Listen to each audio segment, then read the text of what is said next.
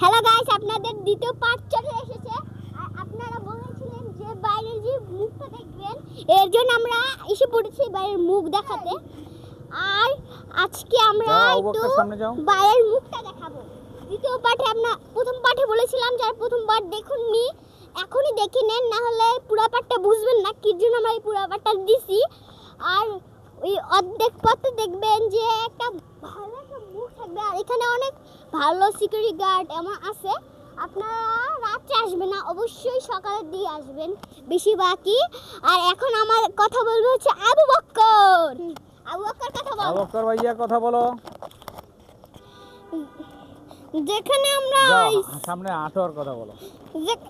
যেখানে আইসা আবহাওয়াটা দেখতে কিন্তু গেটের কাছাকাছি চলে আসছি, এখন আমরা বের হয়ে যাব। গাছ সুন্দর দেখাচ্ছে পৃথিবী। তো লাস্ট মুহূর্তে আবু বকর কিছু পৃথিবী বলতে অনেক চাচ্ছে, সুন্দর তো দেখাচ্ছে। আসলে সুন্দর কথা বলতে পারে না ওইভাবে, অনেক সুন্দর দেখাচ্ছে। কখনো অভ্যাস নাই তো এইভাবে কথা বলা, তো সেই জন্য ও কথা ওইভাবে বলতে পারে না। তা আমরা বের হয়ে যাব, মোটামুটি গেটের কাছাকাছি চলে আসছি। তারপরে লাস্টবারের মতো আবার আপনাদেরকে ফুল এরিয়াটা আমি একটু দেখাবার চেষ্টা করি। এখন তো যেহেতু অন্ধকার হয়ে গেছে, ফুল এরিয়াটা আমি একটু দেখাবার চেষ্টা করতেছি। খুব সুন্দর, আমার কাছে খুব সুন্দর লাগতেছে এরিয়াটা। আজকে আমার আসলে খুবই ভালো লাগছে।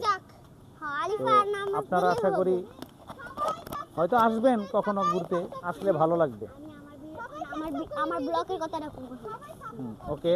হ্যালো গাইস, আপনারা শুধু আমাকে দেখতে পারবেন না, অবশ্য কালকে পরশু দেখতে পারবেন না, কিন্তু গাইস আপনারা যদি আমাকে দেখতে চান অবশ্যই টিকটকে গিয়ে আলিফা নামের একজনকে সার্চ করবেন, দেখবেন আমার ব্লগ এসে পড়ছে। ওখানে অনেক রকমের ব্লগ আছে, এগুলো হচ্ছে আমার ব্লগ, আর নানার ব্লগ হচ্ছে মনির ব্লগ। এরা সার্চ করলেই ওনার ব্লগগুলো পেয়ে যাবেন গাইস।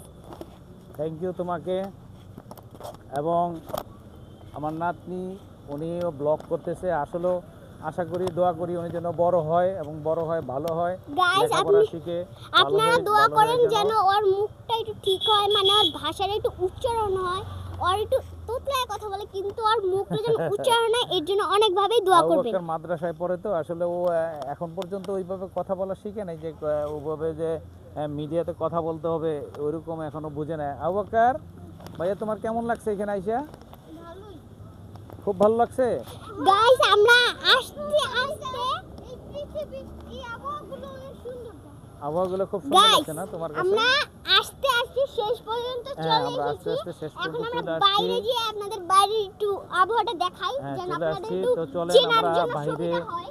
হ্যাঁ, এর জন্য আমরা বাইরে দেখাই, এর জন্য অনেকে আসে। বাইরে কি অবস্থা একটু দেখি, সুবিধা করে দিচ্ছি।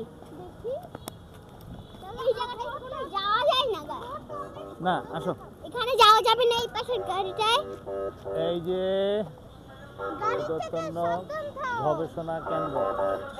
ওকে গাইস, যেহেতু টাইম ওভার হয়ে গেছে এর জন্য এখন পুলিশরা আসছে। পুলিশরা বের হয়ে যাব না, আপনারা সবাইকে এখন আমরা বের হব এখান থেকে।